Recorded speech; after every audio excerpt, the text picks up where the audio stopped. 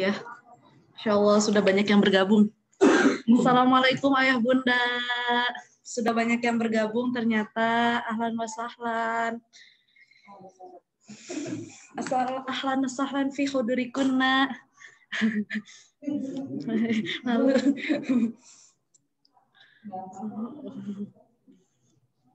sebentar lagi akan dimulai ya Ibu ya. Kita menunggu Bu Elia-nya. Bisa dinyalakan mungkin kameranya ya supaya saya kenal ayah bunda siapa saja di sini.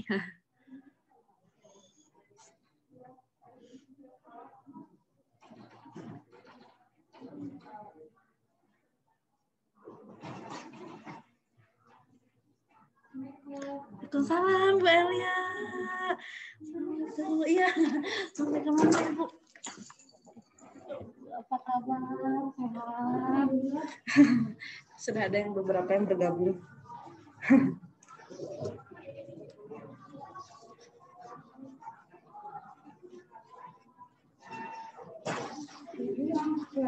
Ya, betul.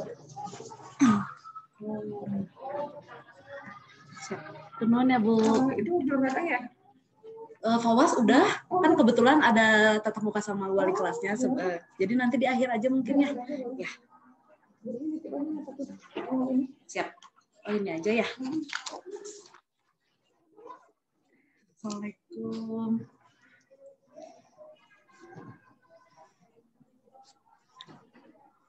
Aduh, Erni.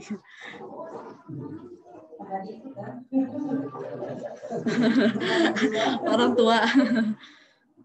Ini Pak Hadi, kepala sekolah yang baru. Iya, kebetulan. Baru 4 bulan. Masih belajar. Biasanya kalau tambah muda, tambah ini Pak. Berenergi ya. Iya, soalnya kan wawasannya beda ya kalau yang kita udah umuran dengan yang masih muda.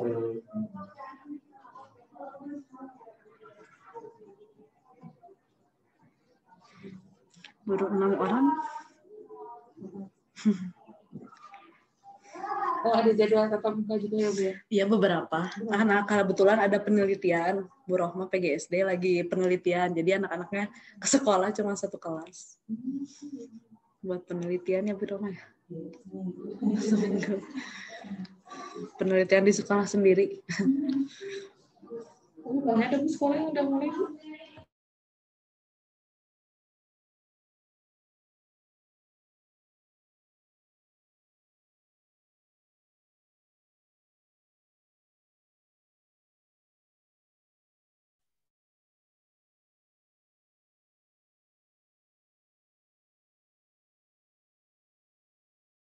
Ada.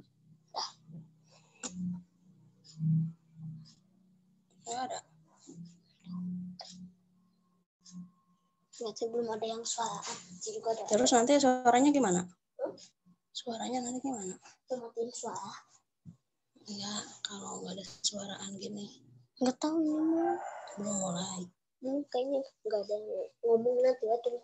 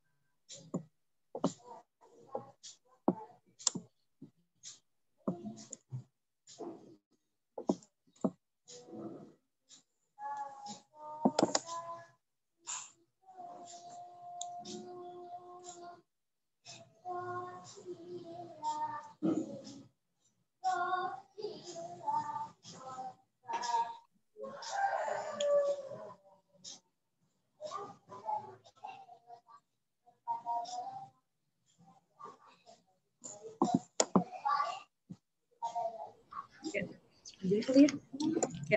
Baik Ayah Bunda, Bismillahirrahmanirrahim. Assalamualaikum warahmatullahi wabarakatuh. Waalaikumsalam warahmatullahi wabarakatuh. Apa kabarnya Ayah Bunda? Sehat? Sehat. Alhamdulillah. Sehat. Baru 12 orang ini padahal yang sudah masuk seharusnya 25 untuk gelombang 1 ya. Alhamdulillah terus bertambah. Mungkin langsung saja kita mulai ya Bunda untuk mempersingkat waktu. Kita mulai untuk acara pada pagi hari ini. Saya harus lihat. Tidak formal.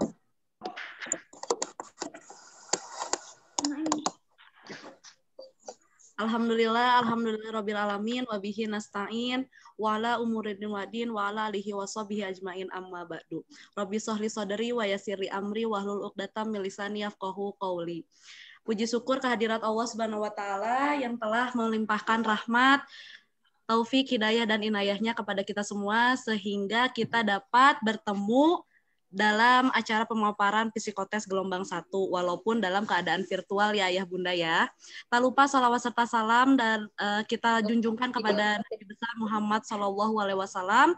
Allahumma sholli wa sallim ala beserta keluarga dan para sahabatnya. Mudah-mudahan kita semua mendapat syafaat pada pula di yaumil akhir nanti. Amin amin ya robbal alamin.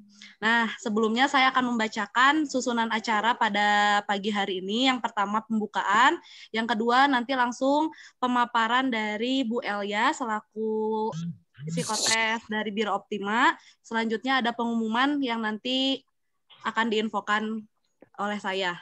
Langsung saja kita acara pada pagi hari ini dengan bacaan Al-Fatihah. A'udzu billahi minasyaitonir rajim. Bismillahirrahmanirrahim. Alhamdulillahi rabbil alamin. Arrahmanir rahim. Maliki yaumiddin. Iyyaka na'budu wa iyyaka nasta'in. Ihdinas siratal mustaqim. Siratal ladzina an'amta 'alaihim.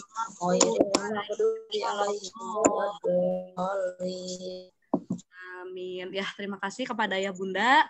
Menginjak acara selanjutnya, langsung saja kita beralih ke Bu Elia selaku penanggung jawab dari Biro Optima. Waktu dan tempat dipersilahkan. Assalamualaikum warahmatullahi wabarakatuh.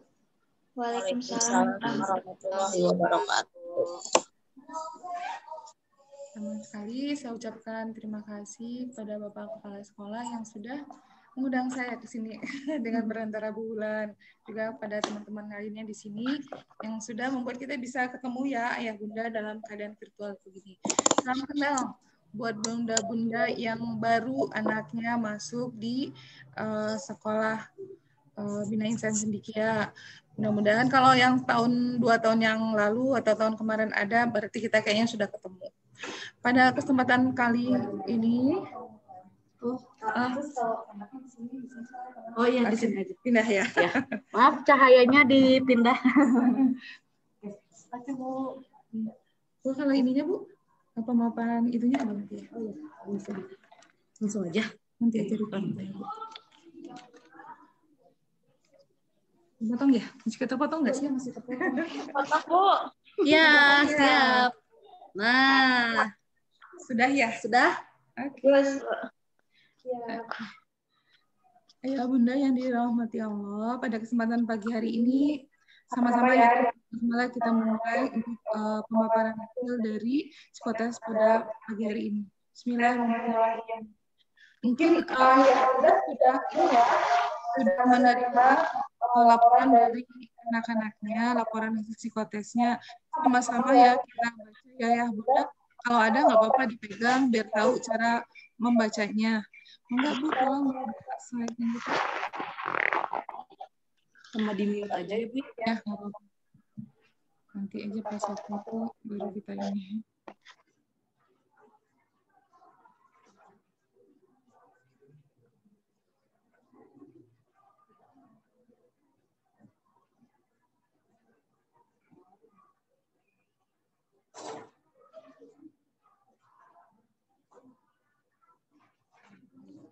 kan saya seri-seri dikit-dikit ya. Oke, ya Bunda, kita coba lihat ya di bagian atas. Kalau misalnya ada kesalahan dalam penulisan nama, tanggal lahir, nanti tolong disampaikan ke pihak sekolah, nanti akan kita print ulang. Kita mungkin mulai Ayah Bunda melihatnya dari taraf kecerdasan. Nah, taraf kecerdasan itu yang sebelah sini nih. Setelah sekolah asal, taraf kecerdasan. Nah, di sini taraf kecerdasan itu kita melakukannya benar-benar tes kecerdasan untuk anak-anak. Semua tesnya itu adalah berwarna. Jadi 36 halaman, anak-anak nggak akan bosan melakukan tesnya karena warnanya setiap halaman berbeda. Jadi anak penasaran, tahu-tahu udah selesai aja tes ini. Jadi anak-anak membalik sendiri buku sebanyak 36 halaman. Masya Allah untuk anak-anak seumuran anak kita. Tapi nggak ada yang ini yang bosan untuk tes yang ini, karena tertarik dengan warna-warninya. Oke, kita mulai di sini. Pada taraf kecerdasan ini ada golongannya. Ada golongan 1, golongan 2, golongan 3, 4, dan sampai 5. Yang boleh sekolah di sekolah kita sampai golongan 4. Golongan 5 itu sekolah khusus, SLB. Nah, kita coba tahu apa itu golongan 1, 2, 3, dan 4. Kalau golongan 1, saya menulisnya di atasnya adalah tinggi. Nah, harusnya sebenarnya katanya adalah superior. Nah, kenapa nggak ditulis superior? Nanti takutnya kita salah kaprah. Kalau udah superior, ya udah anak-anak dibiarin aja, dia nggak perlu dibimbing karena udah pintar. Itu baru potensi, Ayah Bunda. Jadi kalau potensi nggak diasah, nggak kita bimbing, nggak diarahkan, berarti sama saja, belum juga akan bisa terbuka, digunakan juga dengan bagus oleh anak-anak. Maka saya nulis tinggi. Jadi kalau kita angkakan, IQ itu bisa diangkakan. Nah, kalau diangkakan, kalau yang tinggi itu harusnya di atas, golongan 1 itu, di atas 120. Gitu ya. Berapa di atas 120-nya ya tidak terhingga. Konon kabarnya dari data yang ada, yang tertinggi itu Habibie 200 IQ-nya. Kebayang ya, 200 gitu ya. Nah, kemudian ada golongan 2. Golongan 2 itu disebut dengan di atas rata-rata. Nah, angkanya berapa? Antara 110 sampai 120. Sementara golongan terbanyak itu adalah golongan rata-rata. Itu ranknya lumayan lebar ini. Antara 90 sampai 110. Nah, golongan 4 itu boleh di sekolah kita, itu cuma boleh 1/10 anak. Jadi kalau ada 10 anak, cuma boleh 1 anak golongan 4. Karena dia sudah termasuk anak ABK gitu ya. Ini kecerdasannya mungkin cara belajarnya slow learner gitu ya. Nah, itu angkanya 80 sampai 90. Nah, ini yang disebut dengan slow learner. Sementara kalau golongan 5 di bawah 80. Sampai berapa? Ya bisa aja 1, ada juga yang 2 gitu ya. Itu anak-anak yang memang mereka diberikan kecerdasannya yang paling rendah, biasanya di Down syndrome gitu ya. Nah, maka kita lihat lagi, ini tes tersendiri. Sementara ada yang di profil psikologi ini, ada di sana 10 subtes. Nah, ternyata di 10 subtes ini juga ada untuk ngecek IQ yang lagi dimanfaatkan oleh anak-anak kita. Nah, kita lihat tadi yang contoh di ini ya, contoh yang ada di depan ini yang ditampilkan, dia golongan 3. Golongan 3 itu kan antara 90 sampai 110. Tapi SC-nya yang dikeluarkan baru 85. Berarti anak ini belum optimal menggunakan potensinya. Nah, sekarang coba cek sama Bunda semua dengan Ayah semua. Kalau ada golongan 1, berarti harusnya SC-nya di atas 120. Nah, coba cek. Banyak kok yang golongan 1 anak-anak sekarang umumnya diberikan oleh Allah itu potensinya bagus. Karena mungkin turunannya juga bagus, gizi juga bagus gitu kan. Nah, ternyata banyak yang SC-nya di bawah. Cuma beberapa orang saja yang posisinya optimal. Hampir sebagian besar tidak optimal. Kemudian coba lihat yang golongan 2. Keluar nggak di atas 110? Nah, begitu juga ada golongan 4. Ada juga yang golongan 3 yang mungkin keluarnya masih di bawah rata-rata. Nggak apa-apa, ini butuh stimulasi saja. Maka orang tua dengan guru ada stimulus untuk anak PR di rumah gitu ya. Dan ini hampir juga disebabkan karena apa? Sebagian besar itu dikarenakan stimulasi yang kurang. Nah, sekarang kita lihat semasa pandemi ini testimoni ya dari beberapa sekolah yang sudah melakukan tes dari mulai Oktober sampai sekarang ke Februari itu 85 sampai 90% anak-anak tidak optimal. Ini salah satu dampak dari pandemi. Jadi kita harus mulai sedikit mengkoreksi diri barangkali kita sebagai orang tua, karena apa? Ternyata anak-anak belajar dengan kita tidak seoptimal mereka belajar dengan guru-gurunya. Mungkin salah satunya kompetitif nggak dapat. Kalau di sekolah kan anak ngelihat temannya udah selesai, dia belum, pasti anak yang lain ingin menyelesaikan. Ada yang nanya, lain juga nanya. Kalau di rumah, gurunya cuma satu gitu kan ya, anak muridnya juga satu. Toleransi orang tua pasti tinggi. Akhirnya capaian anak pun tidak optimal seperti anak-anak belajar di sekolah. Dan itu hampir 85 sampai 90% kalau saya simpulkan dari anak-anak yang psikotes di beberapa sekolah ke saya tahun ajaran ini. Tahun kemarin yang telat saja. Kalau tahun kemarin kita kan mulai pandemi Maret ya Bu ya, baru dirumahkan. Ya, jadi kita kayaknya dari BIC kayaknya udah selesai ya, gitu. Udah selesai. Mungkin ada beberapa saja yang datang ke rumah psikotesnya. Beberapa udah selesai. Nah ini yang biasanya terjadi di tahun ajaran ini kerasa banget. Wah hasilnya hampir semuanya tidak optimal gitu ya. Kalau yang tuh optimal, alhamdulillah gitu ya. Kita coba cek satu persatu di profil psikologi. Ini ada 10 subtes. Tes yang pertama, pengamatan dan kemampuan membedakan. Dan ini biasanya adalah persiapan mata anak untuk melihat angka dan huruf. Juga warna gitu ya. Jadi kalau anak-anak yang ini, biasanya jarang sekali anak-anak hasilnya ini jelek. Biasa hasilnya itu bagus. Karena ini biasanya cuma ngelihat mana yang sama. Ini ada gambar yang sama, cari gambar yang sama lagi. Seperti itu ya. Ini kesiapan mata. Dan juga ketelitian dari anak. Kalau nilai ini rendah, kalau anak nggak teliti, terburu-buru, biasanya anak memang mempunyai sakit mata bawaan. Jadi kalau biasanya solusinya apa? Kalau anak kita bukanlah anak yang terburu-buru, bukan anak yang tidak teliti, cek mata ke dokter. Bisa saja anak kita terlahir sudah dengan mata yang silindris atau memang mata minus yang seperti itu. Kemudian untuk golongan 2, yaitu subtes kedua itu motorik halus. Di antara 10 subtes ini, yang wajib matang nomor 2 ini. Jadi kalau yang nomor 2 ini belum, maka nanti di kesimpulannya pasti diragukan kematangannya. Karena apa? 80% kegiatan di kelas 1 itu sudah menulis. Sudah menggunakan tangan. Bisa mewarnai, menulis, berhitung juga tetap dengan tangan, menggunakan tangan. Jadi motorik halus ini mutlak harus sudah dalam posisi matang. Kalau ada yang belum, jangan khawatir. Ini masih ada waktu ya untuk kita untuk melakukan stimulasi. Karena stimulasi ini sekitar 1 bulan, 2 bulan juga cukup gitu ya. Kecuali kalau untuk anak yang tidak TK. Kalau tidak TK mungkin dia butuh waktu sekitar 3 bulan untuk menstimulasinya.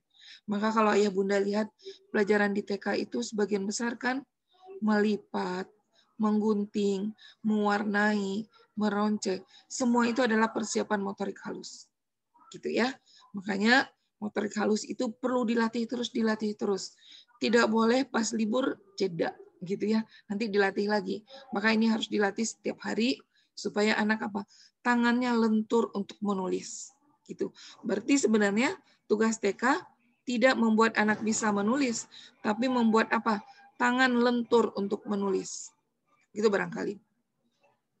Kemudian yang ketiga itu, Bu, boleh minum dulu ya, Bu? Ya, boleh. Sebentar. Serak juga. Ya. Benar ya, Bu ya? Belum sedikit dulu.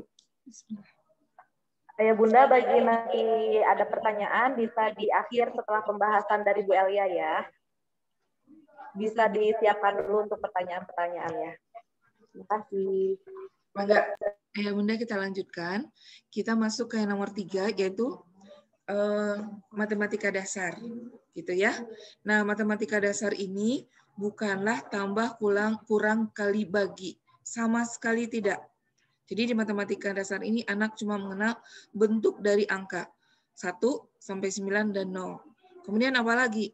Posisi dan perbandingan. Perbandingan apa? Banyak, sedikit, tinggi, rendah, luas, sempit, kurus, gemuk. Itu perbandingan. Kalau posisi di muka, di belakang, kiri, kanan, atas, bawah. Nah itu. Dan ternyata banyak anak yang belum paham itu adalah posisi. Kalau perbandingan hampir semua anak paham. Kalau angka-angka hampir semua anak tahu. Tapi kalau posisi hampir sebagian besar anak masih kurang bisa. Contoh ya kalimat yang paling gampang karena bentuknya kan cerita. Coba coret jendela kedua dari bis yang urutannya ketiga. Nah, itu nggak akan bisa anak memahami. Susah banget. Padahal kan kalau kita pikir cari dulu mobil yang ketiga gitu. Di mobil yang ketiga pasti ada ininya jendela kedua dicoret. Banyak yang kebalik. Ngambilnya adalah bis yang urutannya kedua. Terus balik lagi nanti urutannya sesukanya. Nah gitu ya. Nah itu yang harus kita coba latih kepada anak-anak biar mengetahui posisi. Selanjutnya yang keempat dan yang kelima ini dua-duanya menggunakan pengamatan. Ada yang ketajaman pengamatan, ada yang pengamatan kritis. Kalau ketajaman pengamatan, anak mencari benda yang sudah familiar bagi dia, yang kita sembunyikan di habitatnya, di tempatnya. Contoh ya, anak-anak disuruh mencari burung. Burung secara umum itu adanya di pohon. Maka anak mencari burung di pohon. Kalau ketemu burungnya, warnain. Atau tikus. Tikus itu kan cenderungnya adanya di gudang gitu ya, di tempat-tempat yang kotor. Nah, suruh mencari tikus.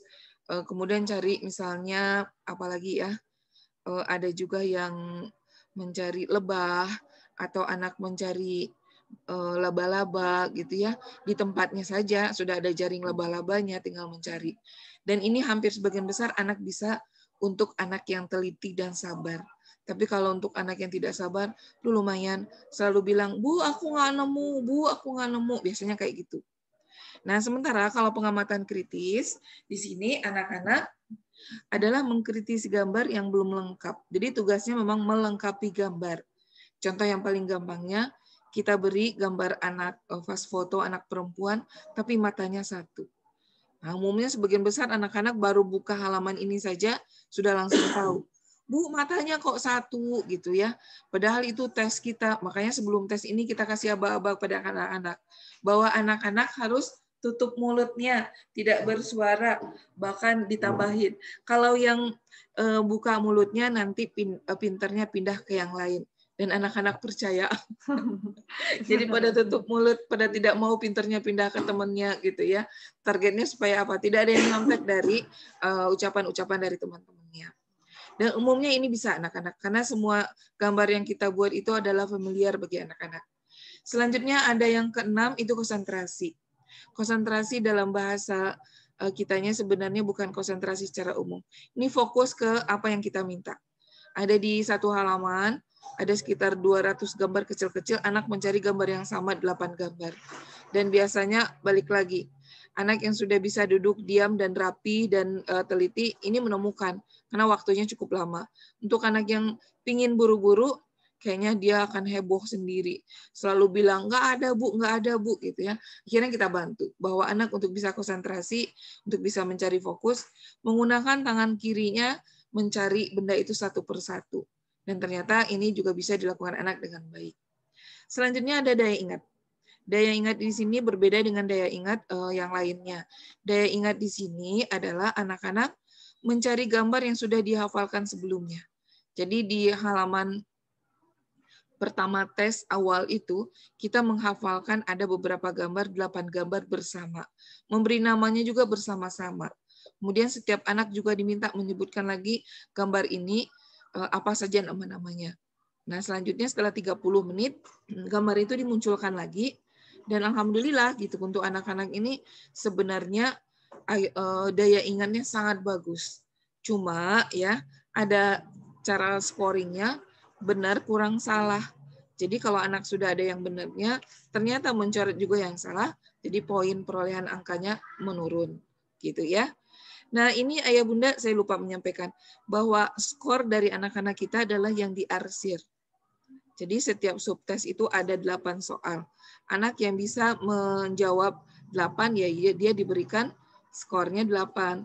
Ada yang misalnya skornya ada yang 4, ada yang 6, itu tergantung perolehan dari angka anak-anak kita. Nah, sekarang yang nomor 8 ya. Nomor 8 itu adalah pengertian tentang objek dan penilaian terhadap situasi. Kalau dulu sebelum pandemi, ini sangat bisa menggambarkan bagaimana kondisi dari keluarga. Contoh ya, kalau bundanya bekerja, ini skor ini rendah. Kenapa? Ini pendampingan orang tua di rumah. Jadi kalau ayah bunda bekerja, hampir sebagian besar sampai 90% skor ini rendah. Tapi kalau bunda di rumah, skor ini naik. Karena ini memang kejadian harian. Nah, khusus untuk pandemi ini harusnya semuanya naik. Karena bundanya hampir sebagian besar adalah guru dari anak-anaknya. Gitu kan ya, merangkap jadi orang tua dan juga jadi guru. Kalau ada yang ininya rendah, mungkin orang tuanya tak bekerja dan anak dibantu oleh mbaknya di rumah atau siapa pada waktu anak-anak online gitu ya. Selanjutnya ada yang ke-9, memahami cerita. Memahami cerita ini, anak-anak itu sebenarnya saya bercerita dulu pada anak-anak. Terus kemudian setelah ceritanya ekspresif ya, kita benar-benar membawa anak ke dunia waktu menceritakan dunia cerita itu.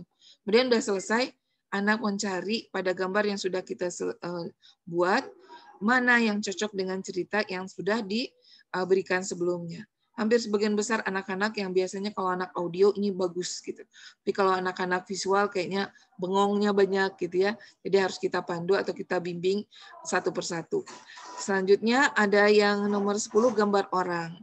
Gambar orang di sini sebenarnya kita sama sekali tidak melihat bagus atau tidaknya gambar. Tapi yang kita lihat lengkap dan tidak lengkapnya gambar dari anak.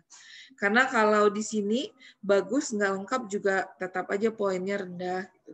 Untuk anak sampai usia 7 tahun, membuat badan dengan satu garis tik itu boleh. Yang lidi kayak gitu gak badannya itu boleh. Itu sampai 7 tahun diizinkan, memang masih seperti itu. Tapi kalau untuk anak, ya misalnya di atas 7 tahun, kayaknya kita tidak bisa tolerir lagi. Anak umumnya biasanya udah paham bahwa badan itu tidak satu garis yang seperti ini. Jadi di sini tidak bagusnya gambar, tapi kelengkapan badan. Kenapa anak harus tahu? Ini targetnya anak mengetahui anggota tubuhnya dan fungsinya.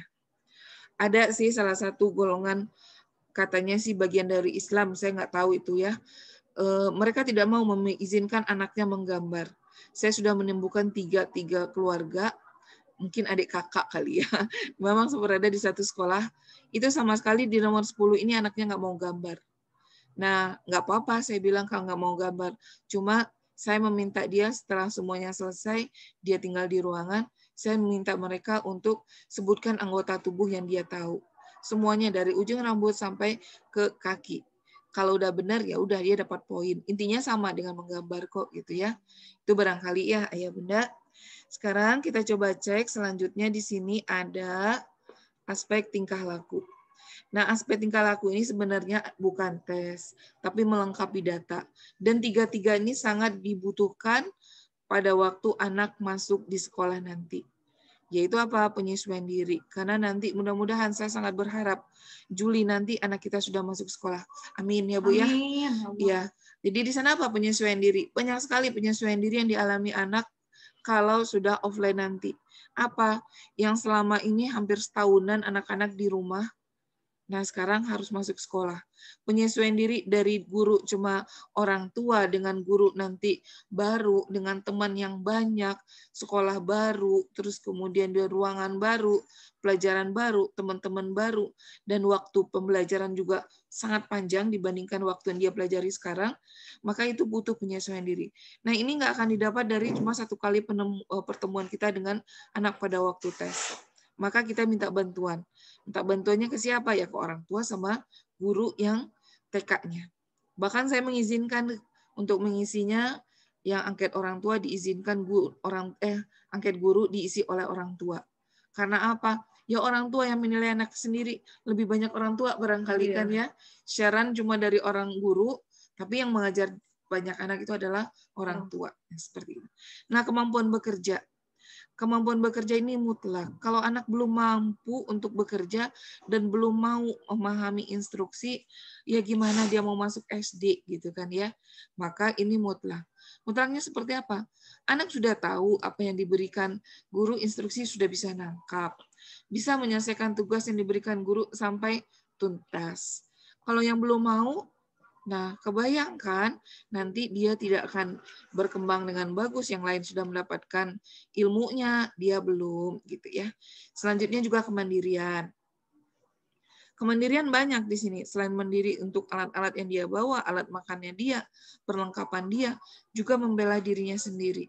Dia bisa membela dirinya dari misalnya ancaman temannya, atau misalnya ditonjok temannya, atau dijahilin temannya, atau juga dianya sendiri. Harus tahu bahwa apa? Nggak boleh nyontek ke orang lain, nggak boleh minta bantuan ke orang lain, dalam segala hal itu adalah kemandirian. Termasuk di dalamnya kemandirian dari kekerasan secara fisik dan seksual di sekolah itu sudah diajarkan orang tua sebelum anaknya masuk ke SD. Jadi anak sudah diajarkan bagian tubuh mana yang boleh dipegang oleh orang lain, mana yang tidak boleh disentuh oleh orang lain, itu sudah diajarkan oleh orang tua sebelum anaknya masuk ke sekolah. Dan 3 aspek ini mutlak harus dalam kondisi matang. Kalau belum, ya dibantu ya ayah bunda untuk anak bisa matang sampai Juli nanti. Dan terutama juga termasuk toilet training. Tidak ada nantinya anak-anak yang masih BAK, BAB-nya minta bantuan ke guru. Guru kelas 1 itu seharusnya tidak lagi membahas lagi toilet training, karena itu sudah tugas orang tua di rumah. Itu barangkali ya ayah bunda, apalagi kita kan sekolahnya cukup lama. Pulang jam berapa Bu kelas 1 nanti Bu kalau normal? Jam 2. Berarti masuk jam 7 Bu? Iya. Jam 7 sampai jam 2 itu kan cukup lama. Minimal anak sudah ke kamar mandi, toilet BAK itu minimal 2 sampai 3 kali. Biasanya 2 lah gitu ya. Kalau BAK, BAB kayaknya mungkin tidak gitu kan. Dia kecuali yang bermasalah sakit perut barangkali. Karena BAB yang bagus itu pagi dan malam hari gitu kan ya. Itu barangkali ya Bunda. Nanti ada kesimpulan. Kesimpulan itu ada 4. Ada yang sudah matang. Kalau yang sudah matang itu berarti apa? Tidak ada PR orang tua. Kecuali PR-nya optimal dengan tidak optimal. Jadi semua posisi yang diarsir itu sudah di posisi matang. Itu kalau yang sudah matang. Ada yang cukup matang. Berarti ada beberapa yang belum matang. Bisa diragukan, bisa masih belum matang. Boleh kalau untuk aspek psikologis yang kematangan itu boleh sampai 5 asal jangan motorik halus. Kemudian apalagi ada yang belum diragukan kematangannya. Misalnya motorik halusnya di posisi diragukan. Tapi yang lain udah bagus gitu kan ya. Atau ada aspek tingkah laku yang belum matang. Itu masih diragukan. Nah, yang sama sekali belum matang itu hampir sebagian semuanya adalah di posisi belum matang atau diragukan. Itu kita minta saja anaknya untuk ya sudah gitu ya, lebih baik bermain setahun lagi, apalagi untuk usia yang masih rendah. Maka kesimpulannya untuk di kita cuma ada 3, tidak ada yang belum matang ya. Adanya yang sudah matang, cukup matang dan diragukan. Diragukan itu berarti apa? Arahnya sudah ke matang, tapi butuh masih stimulasi yang lebih. Kita coba cek lagi ya. Di sini ada arti dari taraf kecerdasan. Apa itu golongan 3? Kalau di sini kan golongan 3 ya. Kemampuan anak mempelajari sesuatu sama dengan kebanyakan anak yang lain. Kalau golongan 1 apa? Anaknya sangat cerdas, gampang sekali untuk menangkap sesuatu. Belum diterangkan aja mungkin dia udah paham gitu ya. Kalau golongan 2 sedikit lebih bagus dibandingkan anak di atas anak rata-rata. Kalau rata-rata kebanyakan anak. Di bawah rata-rata itu sedikit di bawah dari anak di posisi rata-rata. Kemudian ada saran pengembangan. Nah, ayah bunda coba lihat di halaman 2. Kalau menemukan tanda silang berwarna merah, nah itu berarti itu PR ayah bunda di rumah. Itu saran pengembangannya. Contoh bagaimana mengembangkan, menstimulasi anak di rumah. Di antaranya bisa dilakukan seperti yang disarankan di tanda silang sana. Kemudian di sini juga mengeluarkan gaya belajar. Gaya belajar itu apa sih sebenarnya? Gaya belajar itu adalah bagaimana kemampuan anak menangkap satu informasi paling cepat. Ada yang menggunakan telinga, informasi itu paling cepat dia tangkap. Ada yang lewat mata, ada yang harus dua-duanya. Kalau sudah mata dengan telinga yang harus bekerja, biasanya apa? Bergerak anaknya banyak. Itu yang disebut dengan anak kinestetik. Ini contoh saya yang di depan ini adalah anak kinestetik. Anaknya susah sekali duduk diam, anaknya bergerak terus. Nangkap sih nangkap, tapi tidak optimal. Seperti itu ya. Dan selanjutnya ini juga ada di bagian bawah, ada catatan khusus. Catatan khusus ini diberikan hampir semuanya disarankan apa? Ayo latih anak kita untuk belajar setiap hari dari sekarang, tapi belajarnya apa? Secara menyenangkan. Jangan dikira belajar untuk anak ini tulis baca hitung atau anak harus melakukan PR yang banyak. Tidak ya Bunda. Anak-anak bisa mendengarkan cerita, anak juga bisa bercerita, anak juga bisa menceritakan pengalaman hariannya. Itu belajar untuk anak-anak. Jadi tidak mutlak harus menulis, membaca, berhitung. Itu barangkali ya. Juga catatan khusus ini diberikan pada anak-anak yang mungkin merangkaknya terlalu pendek atau yang tidak merangkak. Ada catatan-catatan lainnya. Yang kuning barangkali waktu habis lahirannya, itu diberikan catatan khusus supaya anak-anak bisa berkembang optimal, tidak tertinggal dibandingkan teman-temannya yang lain. Itu barangkali Ayah Bunda yang bisa saya sampaikan pada kesempatan kali ini. Mangga silakan kalau ada yang mau bertanya. Sementara saya kembalikan ke Bulan. Dari meja. Ya, baik Ayah Bunda. Mungkin jika ada pertanyaan bisa langsung ditanyakan saja. Bisa tulis di chat atau langsung bersuara. Ya. Ini udah ya share-nya ya.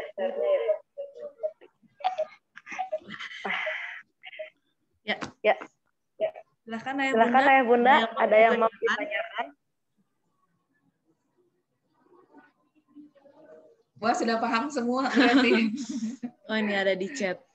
Assalamualaikum Bulan. Waalaikumsalam dari Bunda Rahmi ya, orang tuanya Alexa. Mangga Bu, ada yang mau ditanyakan?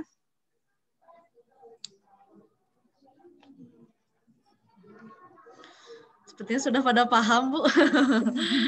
Iya, Bu, laporannya dibuat supaya dipahami. Assalamualaikum. Waalaikumsalam. Oh iya, ini ada Saya Mama mamanya Alfat. Ryan. Bunda. Ya, mangga Bu. Ini kebetulan kan ini mengenai anak saya ya, Muhammad Ryan Alfat. Kan kesimpulannya di sini diragukan kematangannya untuk melanjutkan pendidikan ke sekolah dasar. Tetapi di taraf kecerdasan, kemampuan anak mempelajari sesuatu di atas rata-rata ya, berarti di atas anak lain seusianya. Jadi berarti si kecerdasan ini belum tentu menunjang untuk kematangan anak ya, Bu ya. Tetap Bu menunjang Bu. Cuma kan tadi Ibu telat nggak masuknya tadi. Nah, kenapa? Jadi gini Bu, kecerdasan enggak itu. Sih, saya menyimak, cuman saya ngelihat dari hasil ininya gitu. Makanya saya ingin bertanya gitu. Boleh. Gini Bu, tadi kan saya sudah menyampaikan di taraf kecerdasan itu adalah potensi yang dimiliki oleh anak kita. Nah, kalau potensi itu distimulasi dengan bagus, akan bisa dimanfaatkan dengan benar oleh anak. Nah, mungkin ini perlu penambahan stimulasi Bunda untuk bagian-bagian yang masih belum. Jadi dia sudah punya potensi nih, kayak gini. Anak sudah diberikan oleh Allah potensinya 1 botol minuman ini barangkali. Nah, yang dia keluarkan baru setengahnya. Itu yang menyebabkan dia akhirnya di tes kematangannya dia diragukan. Bukan berarti tidak bisa untuk diperbaiki, sangat memungkinkan. Jadi kita apa? Stimulasi anak sesuai dengan saran pengembangan. Kan nanti Ibu lihat di halaman 2, mana yang tanda silangnya, itu kita latih. Insya Allah, kalau Ibu melatihnya dengan kontinu, minta bantuan juga ke guru TK-nya, insya Allah anak kita akan bisa optimal pada waktu anak kita masuk nanti. Ini masih lama loh Bu, ini baru Februari. Ada Maret, April, Mei, Juni, 4 bulan itu lama loh Bu. Padahal saya mintanya cuma 2 bulan. Kalau 2 bulan, untuk anak-anak yang motorik halusnya, insya Allah udah selesai. Apalagi kalau bukan motorik halus. Kalau bukan motorik halus yang menyebabkan beliau tidak optimal sehingga diragukan, berarti sebentar saja dia sudah bisa optimal. Itu barangkali ya Bunda, kecerdasan tetap mendukung, gitu ya. Iya. Berarti motorik halus juga kan di sini hasil dari motorik halusnya mungkin agak agak kurang ya. Jadi mungkin kayak motorik halus juga harus banyak Dilatih, dilatih ya. Ya. Jadi ngelatihnya nggak menulis ya Bunda. Melatihnya jangan menulis dulu. Jadi kita mulainya dari apa? Membuat sudut, membuat lengkung, atau misalnya dia juga bisa Jadi meremas kain. dari dia sebenarnya dia dari cara menulis juga sudah baik ya gitu. Tulisan juga kalau dibilang rapi ya rapi, tapi ternyata itu belum menunjang untuk motorik halus ya. Ya kalau yang kita minta bisa saja ya Bu ya. Tarikannya belum benar. Soalnya kalau yang kita minta yang sekarang ini itu cuma 2 saja kok, sudut dan lengkung. Nah, kemungkinan yang kita minta sudut dia kasih lengkung. Yang kita minta lengkung dia kasih sudut. Contoh ya Bu, kita minta anak membuat kaki dari ada gambar bintang tapi kakinya satu kurang. Yang namanya bintang jarang sekali yang bentuknya lengkung ya Bu ya. Secara umum kita bintang pasti sudut. Nah, jadinya mungkin sama Alfat jadinya lengkung. Pas saya minta anak untuk membuat renda itu diminta sudah ada contohnya lengkung. Taunya jadi sudut gitu kan ya. Hasil dikerjakan semuanya rapi, tapi belum sesuai yang kita harapkan. Kayak misalnya kalau Bunda lihat, kalau sekarang sudah bisa menulis A-nya lancip atau A-nya bulat. A itu harus bulat, O itu harus bulat. Tapi kalau dia lancip, kita minta bantuan ke dianya untuk belajar melatih untuk bulat. Nah, seperti itu barangkali. Makanya kalau dilihat hasil, rapi. Saya ngelihat rapi kok hasilnya, Alfat. Karena yang scoring semuanya saya. Gitu kan ya. Jadi saya pas saya ngecek, oh iya ini Alfat gitu ya. Kenapa? Kan yang untuk anak-anak yang diragukan, saya lihat di mana. Hampir sebagian besar cuma di motorik halus. Dan posisinya tidak 0 kan, Bu. Jadi kalau posisi tidak 0, Ibu latih sebulan juga, insya Allah. Itu sudah bisa untuk anak lebih bagus lagi. Gitu barangkali ya, Bunda. Jangan khawatir, yang penting apa, Bunda? Usianya cukup. Jadi minimal nanti di pas Juli itu anak kita sudah usia 6 tahun. Kalau belum 6 tahun, kalaupun hasilnya baik, saya sarankan bermain dari setahun lagi. Tidak ada kok keunggulannya kita untuk memasukkan anak lebih awal, bahkan nanti apa? Anak kita bersaing dengan anak-anak umur 7 tahun, dia akan mundur sendiri. Apalagi kalau badannya nggak besar juga, kecil lagi gitu kan ya. Dan sudah, mungkin akademiknya bagus, tapi dia nggak happy sekolah. Karena apa? Aku dijailin, jadi korban bully dan segala macam. Karena apa? Memang belum bisa umur segitu. Gitu. Jadi paling minimal, paling saran saya, paling bagus itu memang 7. Tapi kalau kita mau masukkan juga kagok-kagok gitu ya, 6. Paling rendah 6 tahun. Itu barangkali ya Bunda ya? Ya. Makasih Bu Elia. Terima kasih juga Bunda Alfat yang sudah memberikan pertanyaan. Sama-sama. Ya, untuk pertanyaan selanjutnya dari Bunda Sohwah ya, yang pertama tadi setelah Bunda Alfat, katanya bagaimana menstimulus konsentrasi anak, berhubung anak saya Safi konsentrasinya mendapat tanda merah ya. Selain itu bagaimana mengoptimalkan potensial anak berhubung hasil psikologi nilainya belum optimal. Dari Bunda Sohwah, dari Bunda Syafiq, maaf. Yang pertama tentang konsentrasi ya, Bunda. Kalau kita umumkan itu disebut konsentrasi itu fokus kepada apa yang dikerjakan. Nah, untuk anak-anak yang mungkin skornya rendah itu sulit sekali untuk bisa fokus. Jadi mereka awalnya sudah fokus, terus kemudian teralihkan lagi. Awalnya sudah fokus, teralihkan lagi. Nah, itu yang perlu kita bantu. Kalau sebenarnya di halaman yang di tanda silang itu yang untuk pengembangan, itu ada caranya. Tapi kalau dari pengalaman yang paling cepat itu dan dapatnya banyak, adalah bermain beras. Nah, bermain beras itu untuk konsentrasi sangat bagus, untuk motorik juga sangat bagus, dan juga untuk pengendalian emosi anak kita. Bermain berasnya seperti apa? Itu yang harus berbeda, enggak bermain beras seperti anak cuma sekedar pegang-pegang beras, enggak gitu kan ya. Jadi kita mungkin bisa ambil 1 kilo beras, kita simpan di satu wadah, baskom aja, terus kita cari baki yang agak luas, kemudian di baki itu kita taruh ada awalnya, yaitu gelas apa ya, yang biasa kita pakai untuk gelas mineral ya, itu yang takaran ya Bu ya, takaran gelas mineral, itu kan mulutnya segede gelas ya, pakai gelas pun boleh. Tekniknya, anak mengambil beras dari baskom, kemudian masukkan ke dalam gelas. Nah, gelasnya itu cara ngambilnya bukan dibeginikan, tapi masuk keluarnya tuh dari bawah sini. Nah, sedikit. Pada waktu dia menggenggam beras, itu memperbagus motorik halus. Karena tusukan-tusukan itu, saraf-saraf di sekitar dari tangan ini akan terstimulasi. Sementara mengeluarkan beras dari tangan, dari bagian bawahnya ini ke dalam gelas, itu anak butuh konsentrasi untuk melihat di mana nih bolongannya gitu kan ya. Dan untuk mengeluarkannya tidak mungkin prahar gini. Berarti itu apa? Akan tumpah kemana-mana. Jadi anak berarti mengeluarkannya sedikit demi sedikit. Mengeluarkannya. Itu kita ajarkan dulu cara mengeluarkannya. Nggak kalau anak hampir sebagian besar ambil par gitu kan ya. Nah kalau dibuka gitu otomatis berceceran itu kan ya berasnya. Oh ya, sebelum kita naruh gelas itu baginya kita kasih serbet ya supaya berasnya nggak muncrat-muncrat gitu kan ya.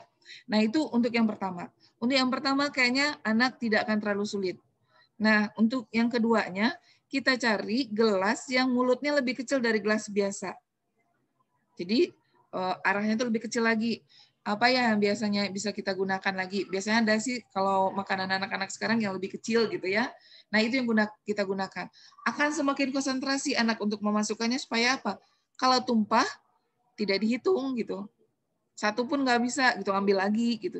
Otomatis anak akan melakukannya pelan-pelan. Pelan-pelan dan terkendali banget gitu kan ya. Otomatis semakin bisa anak mengendalikan, kesabaran anak terkendali, motorik halus bagus, dan konsentrasi semakin bagus. Ini pun nggak bisa anak melakukan satu kali pertemuan. Kalau yang pertama tadi bisa satu kali pertemuan. Kalau ini mungkin 1 minggu, 1 kali, sekali dilakukan. Besok nggak bisa lagi. Kita lakukan sampai 2 hari berturut-turut bisa. Baru kita naik. Dan setiap anak melakukan harus ada reward-nya. Jadi reward diberikan itu kalau berhasil. Kalau tidak, nggak usah dikasih. Kita bisa sukanya apa misalnya anak-anak. Oh coklat. Coklat sekarang apa Bu ya? Coba Queen masih ada Bu? Iya masih. Toblerone kali. Ya gitu kan ya. Nah coklat itu gitu ya. Nah dilihatkan. Kalau kamu berhasil, ini buat kamu. Gitu kan ya. Tapi kalau enggak, belum bisa. Sampai kamu berhasil, ini baru untuk kamu. Gitu yang kita lakukan kepada anak. Dan yang paling sulit itu adalah ya mulutnya lebih kecil lagi. Botol. Nah seperti ini botol ya. Ujungnya kan lebih kecil lagi nih. Atau kalau ini kan terlalu tinggi ya, kita bisa pakai biasanya botol obat batuk dari anak-anak. Itu kan lebih kecil lagi tuh. Dan itu sulit. Sebulan itu susah untuk anak bisa melakukannya. Nggak apa-apa, kita support aja. Kalau belum bisa, nggak apa-apa. Besok kita coba lagi ya nak, atau sore nanti kita coba lagi ya nak. Biasanya sebulan baru bisa. Kalau udah lewat dari sebulan dan anak kita ternyata sudah bisa, ibu akan mendapatkan 3 hasil. Konsentrasi anak kita bagus, motoriknya juga bagus, dan dia mulai bisa bersabar, bisa antri. Karena ini untuk melakukannya juga, Masya Allah, untuk anak-anak. Untuk kita mungkin gampang, untuk anak-anak tidak. Itu barangkali ya, Mama siapa Bu? Syafiq ya? Iya, Bunda Syafiq. Bunda Syafiq. Nah, Bunda Syafiq untuk meningkatkan stimulasi kecerdasan anak ya, sebenarnya kalau bunda-bunda menambah banyak informasi pada anak, terus anak suasana kehidupannya, belajarnya adalah dengan nyaman, tidak dengan bentakan, tidak dengan cubitan, dan segala macam, harusnya kecerdasan anak naik. Karena kecerdasan itu tidak menetap. Kecerdasan itu bisa naik dengan penambahan informasi, dengan happy, itu sama juga dengan imun. Kalau imun baik, dalam kondisi kita senang, bahagia, kecerdasan pun juga bisa naik kalau kita nyaman dan banyak informasi yang masuk. Dan kalau untuk yang ini, bagaimana untuk mengoptimalkannya? Kita naikkan hal yang masih dengan tanda silang merah, otomatis SC naik. Karena scoring SC itu didapat dari yang dilakukan anak-anak itu, dari scoring yang didapat anak. Nah, seperti itu barangkali ya, Ayah Bunda. Jadi kalau itu dinaikkan, ininya akan naik. Kenapa itu? Kan itu menambah informasi pada anak. Contoh misalnya ya, anak yang kemampuan dia stimulasi terhadap lingkungannya rendah, bundanya merubahnya seperti apa? Jalan-jalan sama anak sore, atau nonton TV bareng dengan anak, nonton YouTube dengan anak, jangan dibiarkan sendiri. Dilihat, ini maksudnya apa coba deh? Ini apa? Atau misalnya jalan ke kebun binatang. Sudah buka ya, Bu ya? Nah, gitu kan ya. Nah, nggak dilepasin aja anaknya gitu ya. kita nunggu satu tempat, mama di sini ya, kamu boleh jalan-jalan. Nggak bisa. Anak kita dampingin. Begitu sampai tempat burung, dilihat sama anak. Mam, coba lihat itu, kenapa mulutnya kayak gitu? Mulut itu menentukan apa yang dimakannya. Gitu kan ya. Nah, itu pelajaran bagi anak. Atau enggak ke kebun binatang, pulang ke rumah kakek atau nenek, misalnya ngelihat banyak pohon. Nah, belajar sama anak, kenapa pohon pisang seperti ini dan pohon mangga seperti ini? Itu ilmu untuk anak. Dan itu pengetahuan untuk anak akan bertambah. Sehingga apa? IQ-nya juga akan naik, kecerdasannya juga akan naik. Itu barangkali ya, Bunda. Enggak. Ada pertanyaan lagi dari Mamah Almer ya. Assalamualaikum, saya mamahnya Almer. Di hasil psikotes SC Almer 106. Tapi taraf kecerdasannya Almer ada di golongan 2. Kalau melihat di skor, Almer ada di golongan 3. Apakah ada aspek lain yang menonjol atau lebih dari Almer sendiri sehingga Almer masuk ke golongan 2? Terima kasih. Ya. Makasih ya Bunda Almer. Kalau kita lihat di sini Almer posisi diberikan Allah itu golongan 2. 2 itu di atas rata-rata. Manusia terbanyak itu di rata-rata. Nah, sementara Almer potensi di atas dari rata-rata. Berarti tidak terlalu banyak orang dengan jumlah yang seperti Almer gitu. Tapi yang baru digunakan Almer di rata-rata. Tinggal menaikkan saja bagian-bagian yang masih ada tanda silangnya. Gitu aja Bunda. Kalau itu sudah dinaikkan, insya Allah nanti sudah akan berada di tempatnya. Golongan 2 itu juga bisa berubah Bunda dengan penambahan informasi seperti yang barusan kita sampaikan. Jadi sangat memungkinkan bagi Almer untuk bisa berubah ke golongan 1, bahkan juga bisa lebih turun lagi gitu ya. Jadi kita tidak berharap anak-anak kita tambah turun lagi. Karena apa yang menyebabkan turunnya kecerdasan seseorang? 1, masalah emosional yang tidak tertahankan bagi anak. Contoh ya, anak kehilangan dari anggota keluarga yang sangat dia cintai. Itu bisa menyebab kemampuan kecerdasan anak turun, walaupun tidak menetap. Nanti bisa naik lagi gitu kan ya. Pada waktu anak masa balik itu turun karena masalah emosional. Turun naiknya masa pancaroba itu juga menurunkan kecerdasan. Satu lagi kecelakaan. Kecelakaan di otak yang biasanya kita kenal dengan gegar otak, gitu koma segala macam, itu bisa juga menurunkan kecerdasan. Tidak berharap itu terjadi, justru kita berharap peningkatan dari kecerdasan dari anak-anak kita. Itu barangkali ya, Mama Almer. Enggak. Mungkin pertanyaan terakhir ya. Kalau mungkin ada ayah bunda yang mau bertanya lagi, silakan untuk menulis di kolom chat. Untuk pertanyaan selanjutnya itu dari Bunda Debi. Bundanya siapa ya?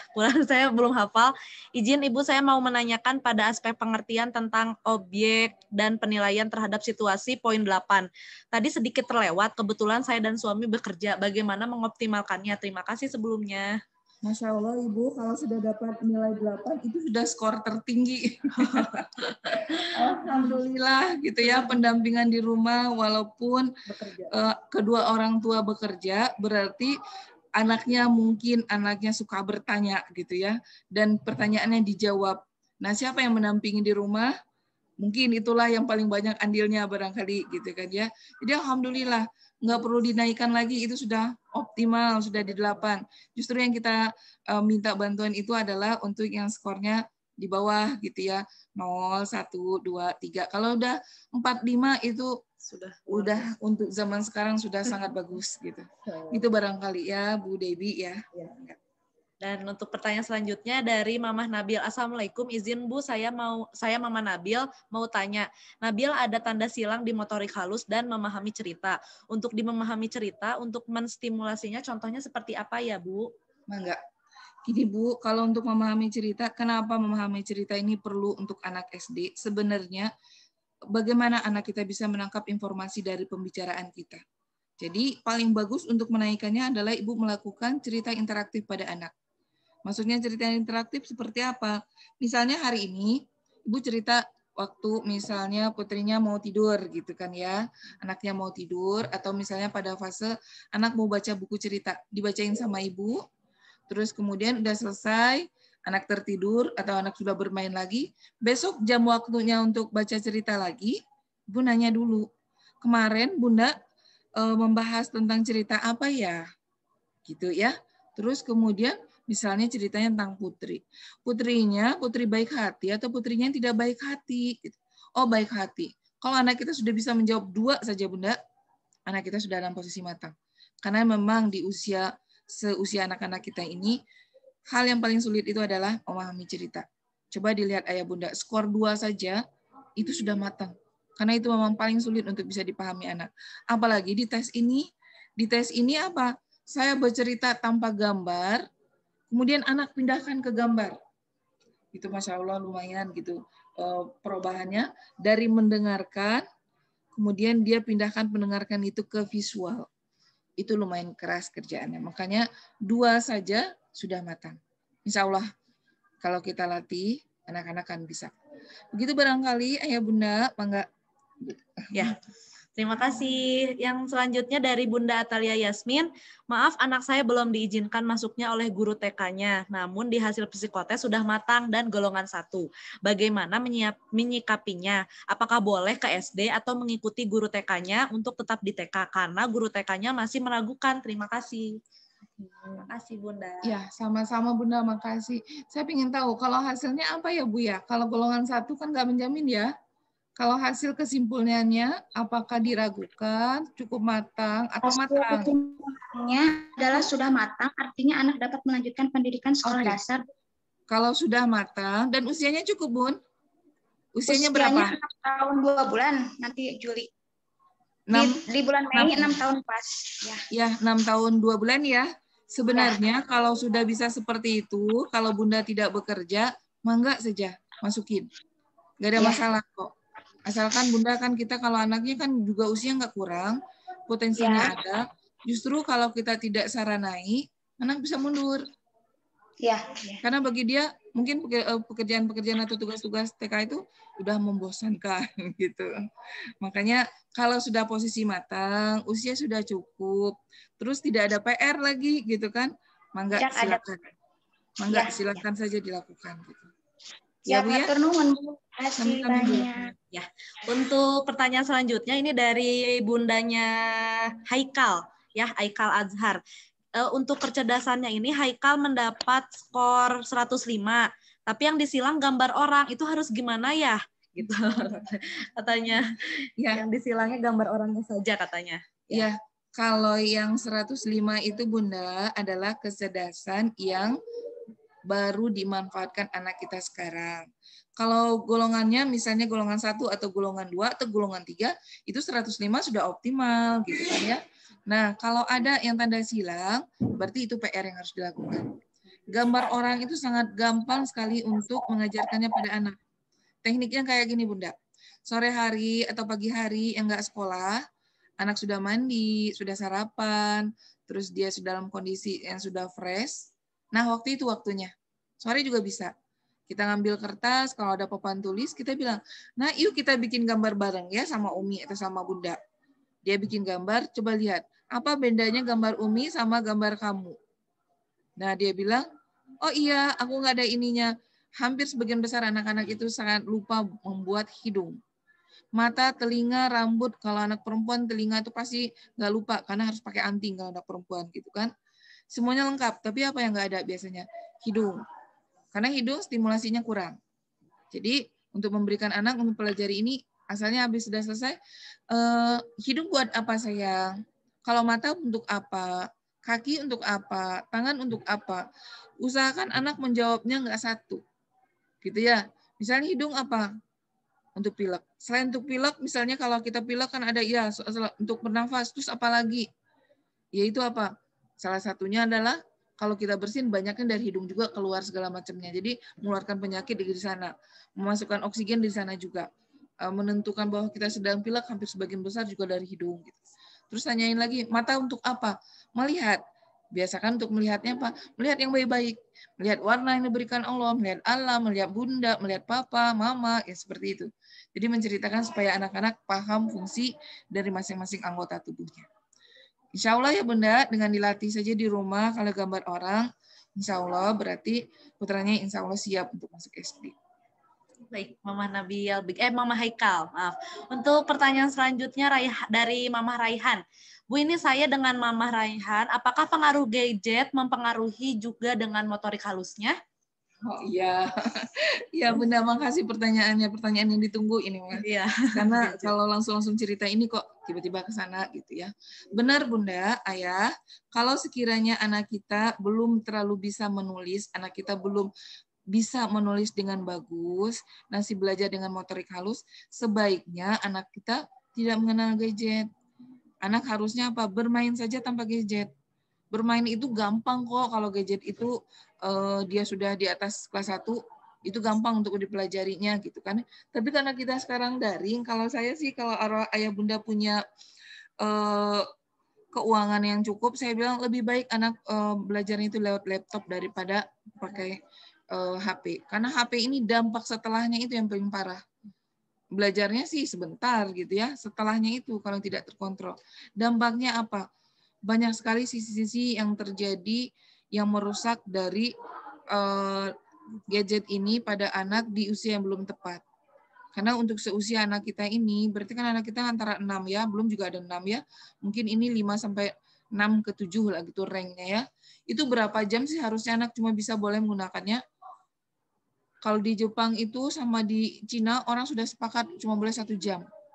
Di Indonesia masih berlaku 2 jam. Kita masih toleransi di 2 jam gitu. Makanya kalau kita memberikan pada anak, nih Bunda pinjemin gadget 1 jam. Nggak bisa Bunda. Bunda harus belinya apa?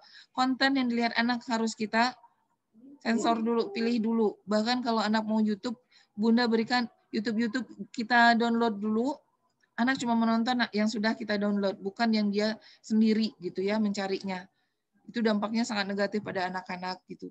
Salah satu dampaknya apa? Ada sisi kemanusiaan yang hilang. Salah satu yang paling apa? Kepekaan terhadap lingkungan kurang. Contoh mungkin bunda-bunda atau ayah yang sudah punya anak, yang sudah lumayan besar, yang sudah punya HP sendiri, bagaimana susahnya meminta tolong pada anak. Dan kesadaran anak untuk membantu orang tua minim kan? Berbeda dengan zaman saya dulu. Zaman saya dulu, kalau ibu saya udah jalan saja ke arah dapur, kita sudah ngiringin itu. Nanti kita udah kebagian tugas. Si A ngerjain ini, si B ngerjain ini. Kalau sekarang kita udah teriak-teriak aja, anak kita nggak dengar karena dia asik main HP-nya. Itu sisi apa? Kepekaan terhadap lingkungan anak-anak kalau dengan menggunakan HP itu turun. Motorik halus? Iya. Kenapa? Karena anak itu pencet-pencet lebih gampang kan daripada menggunakan tangan. Maka tulisan anak sekarang agak sulit dibaca dibandingkan anak-anak 20 tahun atau 15 tahun yang lalu gitu. Karena anak menulisnya susah banget gitu kan ya. Maka kenalkanlah kalau idealnya ya Bunda mengenalkan gadget itu setelah anak bisa menulis. Jadi hasil tulisan tangannya bagus dibandingkan anak-anak yang sudah kenal gadget itu belajar motorik halus. Itu agak lebih agak sulit untuk kita mengajarkannya. Tapi kalau sudah terlanjur, tidak ada yang tidak bisa dilatih. Dan anak-anak powernya tetap di orang tua. Kalau saya banyak sekali yang datang konsul ke saya itu justrunya, saya sudah tidak bisa lagi mengendalikan anak saya, Bu. Saya bilang, oh my God, gitu ya, anak-anak baru usia TK, SD kelas 1 nggak bisa dikendalikan. Nggak bisa dong, gitu ya, kendali orang anak itu, powernya masih tetap di orang tua. Sesayang-sayangnya kita kepada anak, kita harus membatasi waktu dia bermain gadget.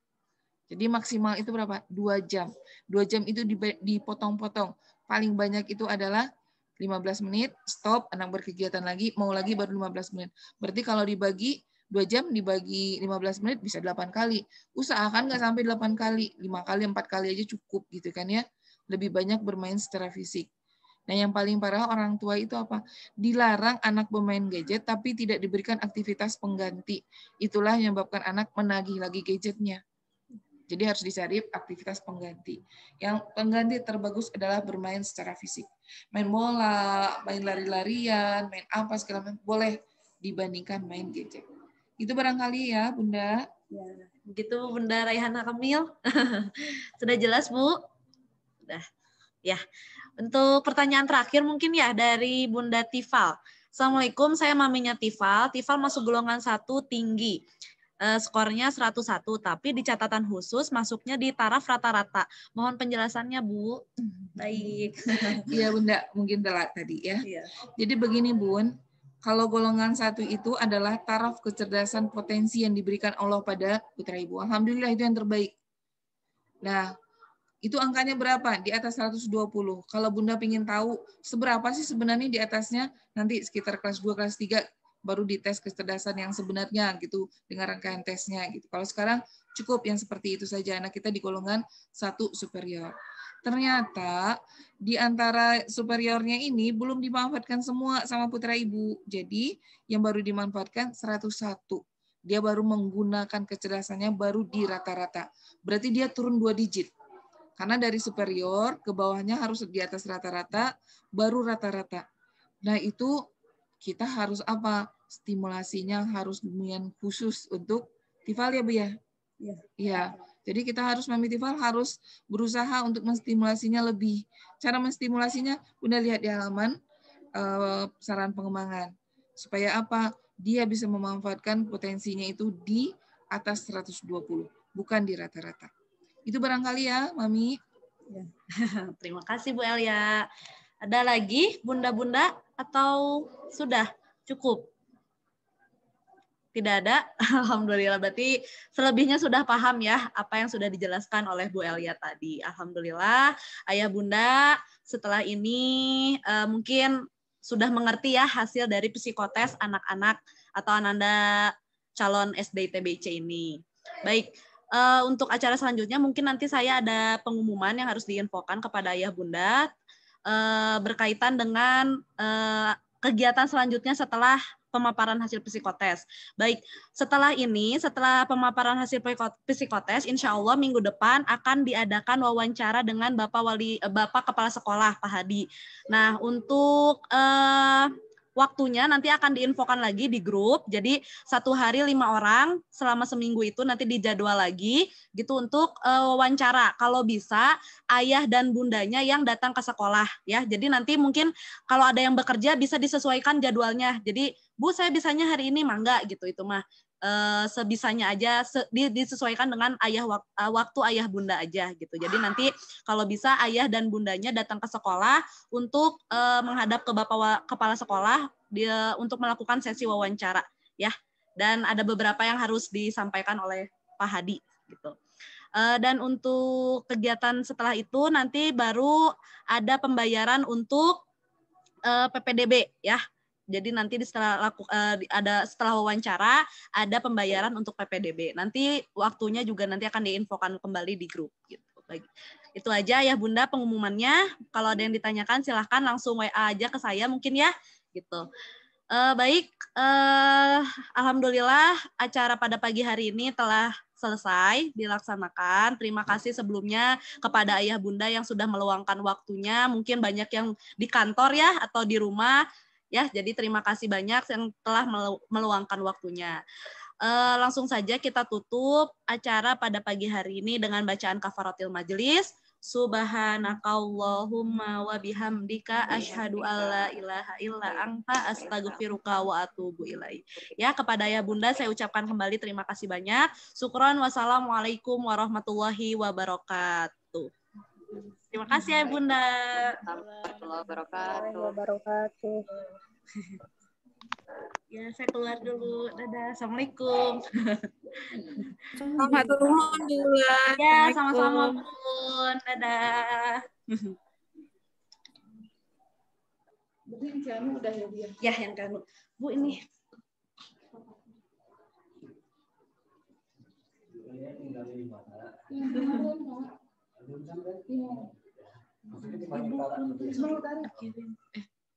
Pembayaran yang ini psikotes ada pakai kwitansi enggak usah.